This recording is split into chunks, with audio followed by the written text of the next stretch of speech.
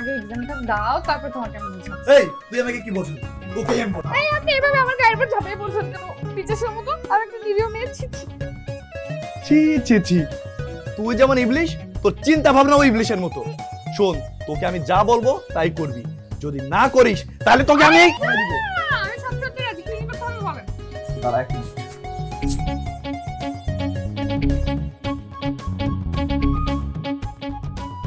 দেখ, আমার এই ড্রেসে ওই বাচ্চা পটি করেছে, তোর এই ড্রেসটা ধুয়ে দিতে হবে।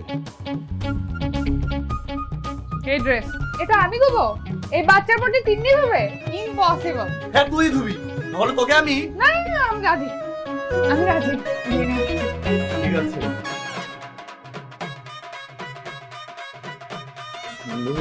এখন বলছো কি রে, ভালো করে ধুস না কেন? লাঠি দেখছো? লাঠি চালানো লাগবে।